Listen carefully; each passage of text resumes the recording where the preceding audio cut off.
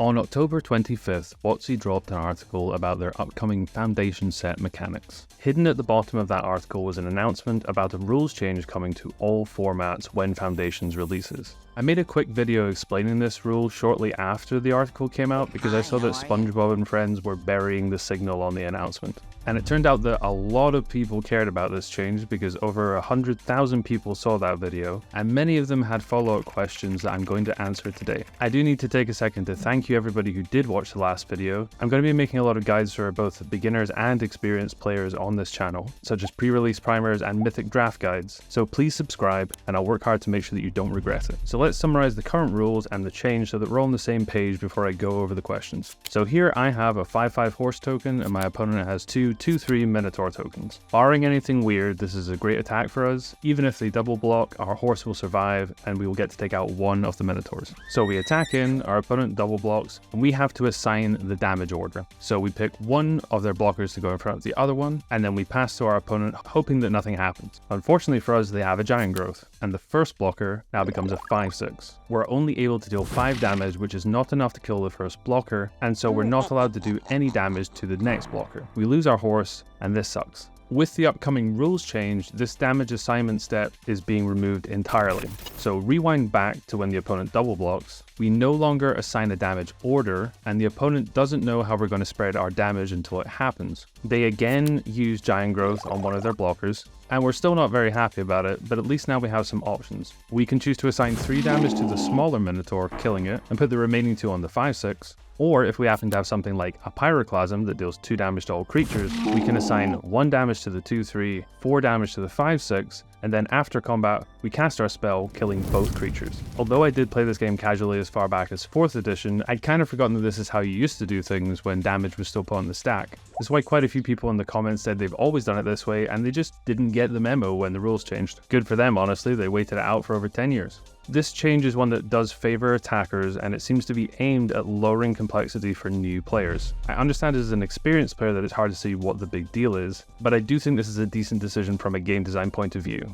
But luckily, if you do prefer things a little bit more complex, we're going to go into the questions that you've got. So does this change make Deathtouch overpowered? Here is the part of the rules that we care about right now for Deathtouch. Any amount of damage assigned by a Deathtouch creature is considered lethal. 0 doesn't count as any damage, but 1 is enough to kill anything. What that means is there's actually no difference between now and when the change goes live. In both cases, you would just assign 1 damage to each blocker. Okay, well what about Trample? Can't you just assign all of your damage to a smaller blocker and then trample the rest to the opponent? So looking closer at the rules on Trample, it states here that excess damage can only be assigned to the defending player once lethal damage is assigned to all blocking creatures. So again, this change won't make a difference. It doesn't matter how you spread your damage around, you still need to assign lethal damage to all blockers before Trample actually does anything. Alright, but what about banding?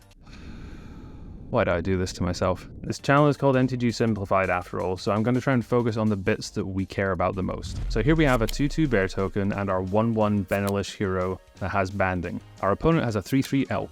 Banding allows you to attack and take 1 or more banding creatures and form a band with them. You can also bring a +1 with them if you want to. So in this case, we will band our hero and our bear together, and they're going to go on a road trip into the combat zone. Our opponent, having no idea what banding does, decides to block our 2/2 bear. However, they are quickly informed that a band functions kind of like one entity for the purposes of blocking, and so they've actually just blocked both the hero and the bear together. Okay, our opponent thinks, at least I'm going to kill both of them, even if I have to lose my elk. Whoops, wrong again. Banding allows the controller of the band to decide how combat damage is dealt. It even has a line of rules text saying that you get to completely ignore the current damage assignment order step. Or you might be thinking, so what? The elk has 3 damage, we have 3 toughness worth of creatures, there's nothing that we can do. Well, actually there is a rule that is often overlooked that we can use to our benefit here. You can at any point when dealing combat damage, choose to assign more than lethal damage to a creature if you wish to. You normally wouldn't choose to do that because it's often a bad idea, but it can be a way to get around things like dies triggers or on hit triggers that you would rather not have happen. It's really helpful for us here because we can simply choose to have the elk deal all 3 of its damage to just 1 of our creatures. Let's say for the sake of it that our hero here takes one for the team, and we still get to kill the elk. On defending, things are similar with banding, but even more powerful. In this case, we're being attacked by a 5/3 elemental. If we want to, we can actually just block with one banding creature. They don't actually need to bring a friend along when defending. But even so, in this case, we'll double block.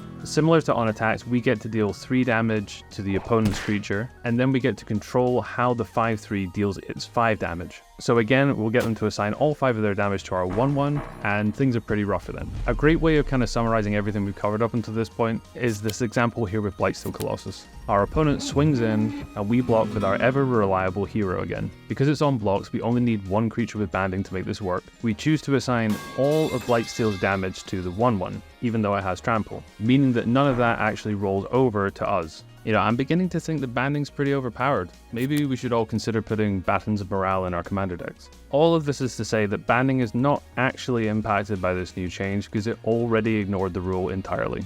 So what about some things that are actually made possible by this change that were not before?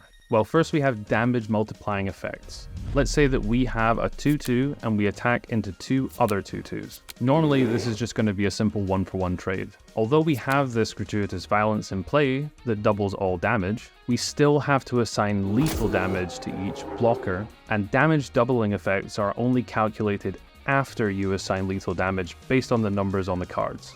In other words, the game rules don't factor in doubling in the same way as, say, Deathtouch. However, with the new rules change, you can simply assign 1 damage to each blocker. Neither is technically lethal as far as the rules are concerned, and then on resolution, when the damage is doubled, both of the blockers die.